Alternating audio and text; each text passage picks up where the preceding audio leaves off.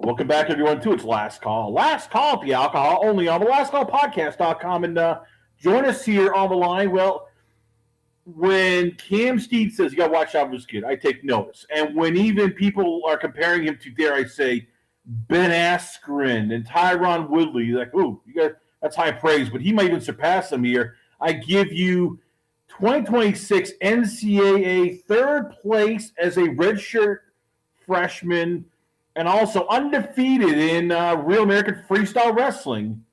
I give you Wisconsin's pride and joy. I give you Aeoden Sinclair of the University of Missouri. So, Aeden, hasn't hit you yet. You're third. You not only are a bronze medalist or third place in the NCAA tournament, you also defeated a world bronze medalist at Real American Freestyle. Like you're making this look easy. How the hell do you do it? Yeah, I think it comes down basically to just being consistent in training. I think I never intend to I tend to go out and dominate any opportunity I can, right? But I feel like it comes in your training. It's not like a unique thing that I rise to that level whenever the competition's out there. I feel like I live it every day, and then you just catch me on a Saturday or a weekend tournament, and that's just me, and I go out and do my thing, and it just happens. So I don't think there's anything, no special secret sauce or anything. I just think I'm very, very consistent. Let's talk about this year overall, because last year you redshirted, you came back this year. How much did it feel first going down to 184 for a full season, and how much did it feel just having that full year under your belt of like, okay, weight training, going to college and learning, just all right, this is what it means to be a full-time grind in college wrestling? Yeah, I think for me it was just last year, I wrestled 197. I think, I don't know, I just learned a lot. You just you're in there and you observe and you're around a lot of the other guys. And I would like to think I'm stubborn in some areas, but I also feel like I'm very open-minded, and I don't think I know everything. And so I listen to a lot of things that people tell me. I mean, I'll tell you if I think you're wrong, but that's an opportunity for us to talk about it. I know that sounds like kind of arrogant, but the truth is we both want what's best for me. And if there's a little bit of arguing involved, that's a good thing, because that means you care, and that means I care. So I think I just learned a lot last year from Keegan as a competitor, and now as not a competitor, sorry, as an athlete and a teammate, but now as a coach. I learned a lot from my coaches. I learned a lot about what college wrestling is like, how different it is than high school wrestling, and it's really not all that different. You just got to navigate some things a little bit better. But I think it's just a learning process, and your mind wants to tell you that you can't do it and that you weren't cut out to do college wrestling and that you peaked in high school, and you got to remind yourself that it's you do it because you love it. You don't do it because you're just here to All-American or win a national title. You do it because if I could never compete again, I wouldn't live my life any differently. So, yeah, that's what I would say. I just learned a lot. Take me to the tournament. You start off and you go, and I'm looking here at the seeds, and you start off pretty good. As I said, you get all the way to the quarterfinals. Tech fall, you win 5-0.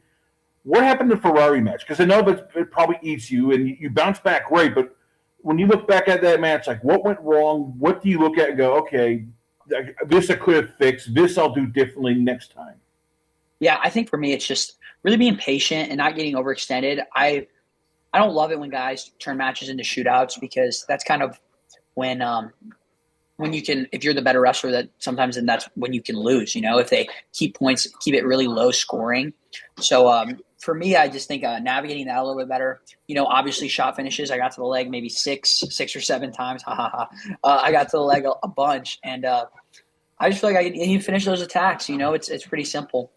So I think making that adjustment, finishing those attacks, putting on maybe more solid of a ride, and know I can keep anyone down for a minute in the nation. So I feel like maybe I could have put a little bit more effort in there. And then also just always looking for opportunities to score, hustling through positions, not getting greedy on my finishes.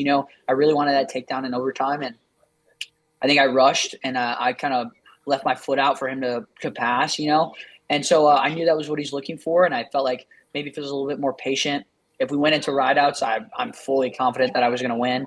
So I think for me, maybe a little bit of match strategy, but more importantly, if I want to be if I want to be a 3-time NCAA champion and I want to be an Olympic champion, I got to be able to finish a single leg, on anyone in the world. So I think for me, it's just taking what I can and learning from it. A lot of guys want to dwell and make it their identity, and it's like, I got screwed with the seeding, or I had to wrestle. I only lost to this guy. But the truth is this, like, whatever happened in the past happened. All you can do is learn from it. That's literally all you can do. All you can do is figure out, hey, this went well, this did not go well. What can I change so that next time things will work out? And the more you can pull your emotions out of it, the better it is for you. It's so hard because kids do this for like 12 years, 10 years, and even longer, and they just get so emotionally attached to everything. You think of those, it's his senior year, hopefully he All-Americans, or I really hope he gets this national title this year, like there's emotions that are tied to that, and I think the more non-emotional you can be about it, the better. And it's kind of funny because if you knew me personally, I'm a very expressive person. So, but I do a good job of turning them off when I need to. What I'm impressed with was your road to third place. Mm-hmm. You had to take on James Conway, the 4th seed. You beat him 5-2. Then you get the 6th seed, Nierbach. You had to beat him. Then you get Mantanona, the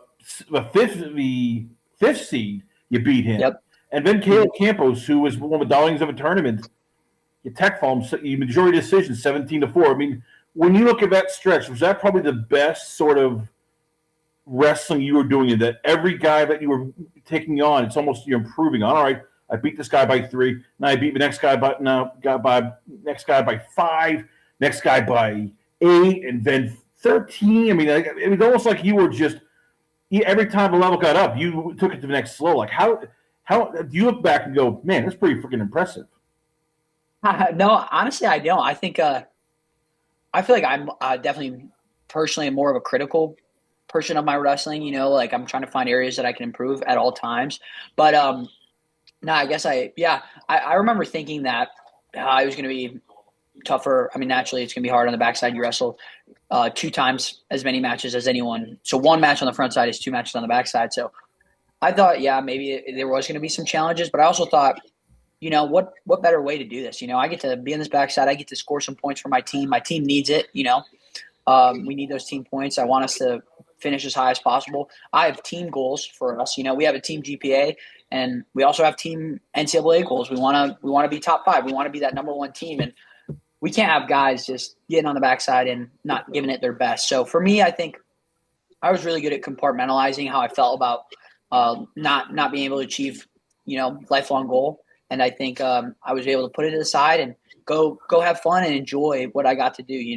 I remember sitting there on Saturday at weigh-ins, it was Saturday at weigh-ins, the morning after everyone was All-American status. And I was like, I get to wrestle 2 matches today, and these 2 finalists, they only get to wrestle 1 match. So I'm 100% better than they are today because I got to wrestle 2 and they only got to wrestle 1, right?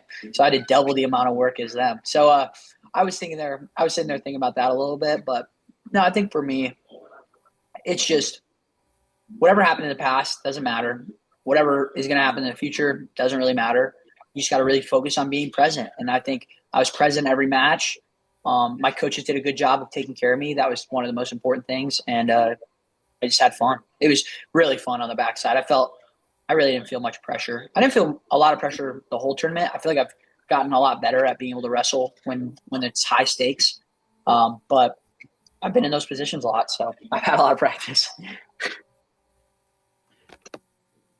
After this, you go. Most guys ask, "Oh yeah, we gave her a cheat meal because we don't have to cut weight anymore. We got to take some time off." Your spring break, you went straight to Real American Freestyle Wrestling. You take on a guy who places 3rd in the world. What made you decide to do that? Like, that's a risk because you could get hurt. You could be this is a guy who does this almost professionally. So why? And what was it about this? You like, I need to do this. I think everyone. I love when people say that. Oh, you could get hurt because it's like you can get hurt doing anything. I know my teammates, half of them get hurt doing like stupid stuff, like sliding their foot into a banister while running down the stairs, or like just like twisting an ankle playing a game. Like most of the time, injuries are so like the injuries that happen in wrestling, like they're not they're not always wrestling related. Usually it's like you're doing something silly and that happens. So I wasn't worried about injury. I was a little worried about maybe mentally fatiguing a little bit, being like a drain. But honestly, spring break last week, that was one of the best weeks I've had in a while. I got to relax. I'm usually go in everything I do, class, wrestling, and then life too. I feel like I'm always doing stuff. And last week I got the opportunity to just relax. I got to watch 5 movies on my couch. I ate a whole tube of cookie dough. I got to weigh 190 for the RAF, so I didn't really have to stay too disciplined with my diet. So I was kind of just eating whatever's in the house. I finished off my nana or my grand and grandpa got me some British candy, so I probably had a bunch of candy every night. And so I had some room to give. I was weighing like 189 right after NCAA's or something like that, 190. So I was like, I could probably get up to 196. And in RAF, you're allowed to sauna to cut weight. So I was like, I'll just go sit in the sauna and relax. And that's what I did Friday night, and I was ready to wrestle. I didn't do any live the whole week. I did light drilling. I didn't wrestle on the Monday. I did light drilling Tuesday. I did a drill match Wednesday. Didn't wrestle Thursday. And then Friday I did like a 40-minute workout. And that was all I needed. I just kind of carried the wave of my training into that match. And it was so funny. I was warming up for the match, and I was like, I just wrestled 7 of these last week, and like, this is no big deal. And so I just went out there, found ways to put on point, score some points, and kept good position, and just had some fun. USA. They told me I got to be a little bit of a promoter, so I got to experience some entertainment industry a little bit. So Big 12 conference champion, third place in the NCAA. Give me the low point of this, because the highs are always great. Because when you're doing great, everything's wonderful. For you this season, what was your lowest point, and when did you go, okay, I need to get back on track because this might be getting me off track? Yeah, I would say a low point for me, low point in the season. I mean, obviously, losing those matches is always frustrating. But I would say the biggest low point was there would be moments where we go to duels, and I was just being super selfish. I was only thinking about myself. I would be a little bit mean in the cut weight workouts. I'd have a poor attitude. I did bad on this one exam, and one of my teachers made me take an exam at NCAA's, and I told her, I was like, "Can you just let me? I'm going to be here for spring break. Can I just take it when I come back? Like, I'm going to be cutting weight. It's probably not going to be. It's a midterm too." And I did not do good on that exam. That had me pretty beat up, because I was like, I knew I was fully capable of doing well, and I studied a lot for it. But my brain, when you cut weight, you just get that brain fog, and you're just not on your toes as quickly. But I would say low point in the season was there were moments where I just felt I was just being really selfish. I was not thinking about my teammates. I was thinking about myself only.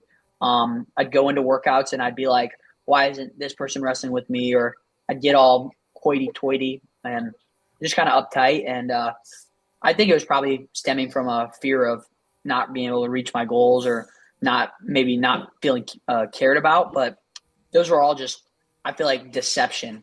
That's just things tricks your mind plays on you when things are going well. I feel like your brain just looks for things that are challenges, it writes its story. So, I don't think I really had too many insane challenges this year. there are challenges, but nothing that I couldn't get through. I would always pray about them. I feel like faith is a huge part of my life. So I had the Lord on my side. And so any challenge, I'm not to fret, because I got someone who cares about me. So.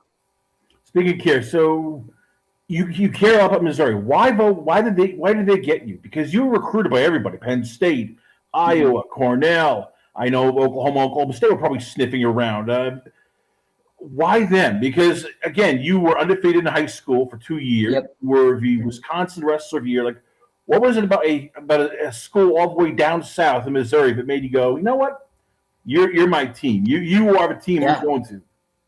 Yeah, I looked up to Keegan. When I was in 7th grade, 8th grade, I watched Keegan wrestle and compete in our high school state tournament, and I thought he was one of the greatest. And then he goes on to win a national title. I'm like, man, if I could get to talk to that dude, that'd be pretty awesome. So I grew up watching Keegan. I grew up watching Peyton Mako. I remember his state final when I was in 7th grade. I grew up watching I watched Jake Roshko a little bit. And then Ben and Max, I know Ben and Max come from Mizzou, and I know how highly they talk of the coaching staff. I had the same head coach that my coach has had, Coach Brian Smith. So if anyone knows who Coach Smith is and what he's about, it's Ben, and Ben vouched for him entirely. So I think for me, it was a no-brainer. I think they have the right values here. They have a culture of Tiger style. I can't fully remember, but I don't remember any other visit where they talked about culture and how much it actually mattered to them. And they didn't even – I don't think they had a name for most of the places that I visited. But, yeah, I also think I really connected with the guys. It's only 6 hours away from my home. It's a Midwestern state. I just really got along with the atmosphere, and I felt like I could be my best self here.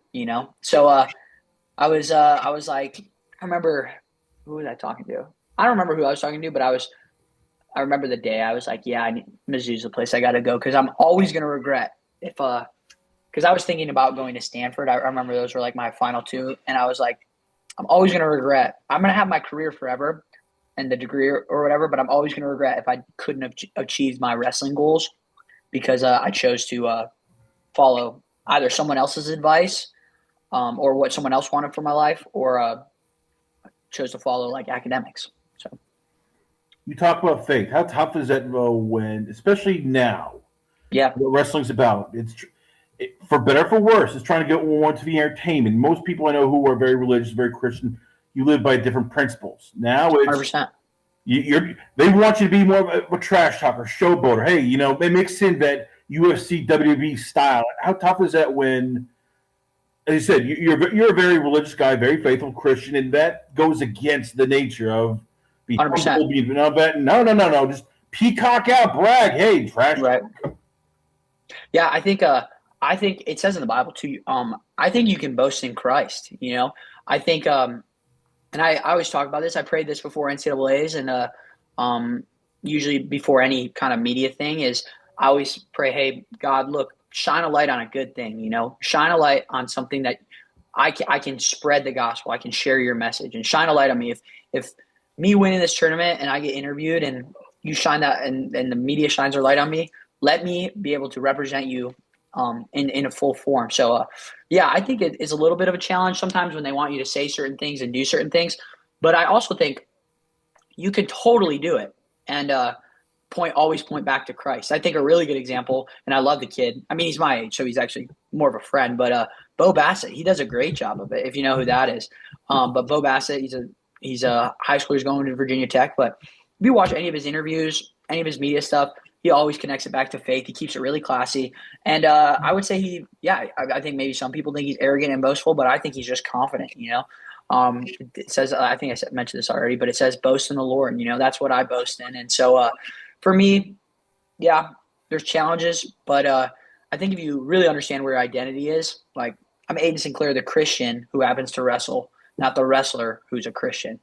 Does that make sense? So I feel like for me, it's knowing where you put your values and staying true to those, because at the end of the day, all this stuff can be taken away from me.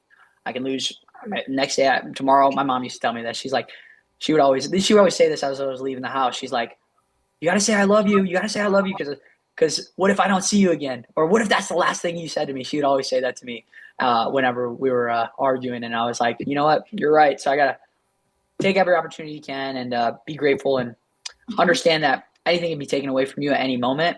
Anything that you have pride in, whether it be your intelligence, your discipline, your consistency, whatever you think that you have, it can be stripped away from you like that. So you got to put your faith in something higher, something that that will last forever.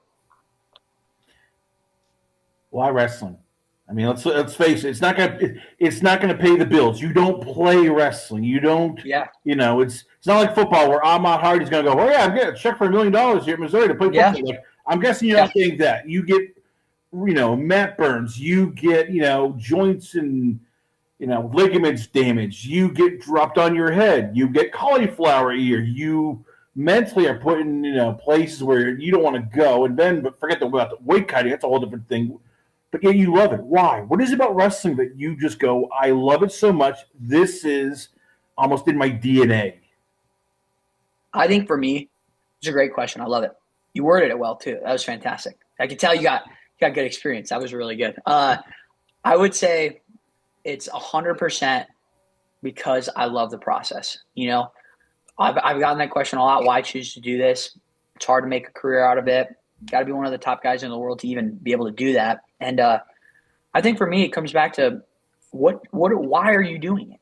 Why are you actually doing it? I think the best answer and my favorite answer is because it's fun and I like it. And that's the only answer that you really need to have.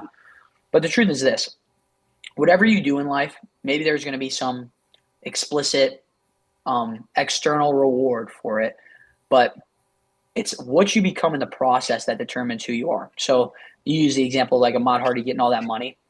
What's that money going to do for me? You know, I know people talk about, oh, it's a tool. It'll set you up for the future. It'll set your children up, but it's just that, a tool. Like, I don't need to have 50,000 hammers. I need one hammer to hammer a nail. So for me, I think it's really understanding, like not falling into that trap of greed. And, you know, it's in the Bible, money is the root of all evil. And so I think a lot of guys can really get caught into that fantasy. I was thinking about that literally the other day. They were talking about NIL contracts, and I'm like, what's the difference between this amount and like, say someone's getting $100,000 or $150,000? I know it's a $50,000 difference, but the truth is this: like, that money's going to hit your bank account, and you're not going to feel any different. You're literally not going to feel any different in that moment. Nothing about you is going to change. There's literally, it's like the same thing. Like, you win a tournament, you get the trophy, you step on the podium, you step off. What changed? Nothing changed about who you were. The change occurred the year before that. The change occurred in the time it took to lead up to that, to prepare for that moment. Mitchell, I think he does a really fantastic job of articulating this. Mitchell Messenbrink. So if you go watch his interviews from NCAAs, he does a fantastic job of it. But it's always about your effort, and it's always been about the process. It's who you become. It doesn't really matter what you get. You know, I feel like I've met some pretty successful people in this world, and a lot of them, some of them aren't the happiest people in the world. And I would also say I've met some people that maybe by society standards weren't that successful, but they have one of the strongest communities around them, and they could have people over every night for dinner, and they love their lives. So I think it's understanding where your value comes from. Actually, this is kind of funny you asked that. I have this book over here. If anyone's struggling with money problems, Psychology of Money, you got to read it. It's really good. It talks about wealth and wealth building, but it more so, it kind of delves into that, but more so it kind of talks about why it's not even that big of a deal for you to want that stuff. Like, you got to understand where your true value lies. I think the book mentions specifically about health and family. And if you have that, you have everything. So for me, I put a lot of, the book doesn't mention this, but I'm a Christian. You know, my relationships with God, that's the only thing that matters. Strip everything away. What am I? I'm a Christian. So I'm a servant of God. I give my life to Christ. Everything that I've gotten, it's a blessing. But I feel like it's why you see, like, I don't get overly excited when I win. You know, I get upset when I lose sometimes, but I think I just understand that it's the person that God's creating me to be in this process that's gonna really matter. And so that's why I really encourage people to try your hardest at whatever you're doing. You know, it was never about whether you won or lost. It was about, did you actually do your best? And if you did your best, great. If you can lay your head on the pillow at night and say, I put in a good day's work, I was able to do everything I could, great, you did it. That's all it was about. So, and yeah, wrestling, why I chose wrestling, that's probably because it's the hardest. And you just can't hide behind anything in wrestling. Other team sports, you can hide behind other people. You can kind of blame and throw responsibility in other places. But in wrestling, it's just how things are. You know, you can get humbled in a second. You get humbled in 6 minutes. You train for hours and hours and hours only to wrestle for 6 minutes. You know, basketball, football, you're playing hours of games, all this stuff. That's not how wrestling is. So you have a little window to showcase what you've been working on, and hopefully things go in your favor, but they don't always. And yeah, I think that's why wrestling is just super unforgiving, but it's the reality of life. It's not fair, and you're just going to roll with the punches. So. Well, there you have it, ladies and gentlemen. Once again, we're always honored and privileged to have on the show. I give you its, once again, third in the 2026 NCAA 184-pound Wrestling Division I Championships. And RAF freestyle wrestler, he'll be taking on Zahid Valencia on April 18th. I give you it is none other than Pride and Joy of Wisconsin via Missouri University, Thank you, Aeoden Sinclair. So before I let you go, Mr. Sinclair, where can fans check you out? Where's the Instagram, the Twitter, probably the YouTube channel, and where can fans check out Missouri wrestling? Yeah, if you go, I don't really have much for social media. I had TikTok, but I deleted. But if you just look up my name, it's a really unique spelling, Aeoden. If you look it up on any social media platform, probably some account will come up. I'm primarily on Instagram. That'd be a good one to check out. If you check out Mizzou Wrestling on Instagram, I'm hoping they always have fantastic content. I'm hoping to do more media stuff this summer, and then in the next couple of years, I think it's kind of a good opportunity that I could get into, and I love to chat. So that's something I'm looking forward to. But yeah, check me out, Aeoden Sinclair. Just type in AEO. That'll probably be enough. But if you do AEODEN, you'll find it. So. Aeoden Sinclair, ladies and gentlemen, once again, always on a pleasure to have you on the show. We come back. We got a lot more going on here, only on it's Last Call. Last Call, the alcohol, only on the Last Call Podcast.com.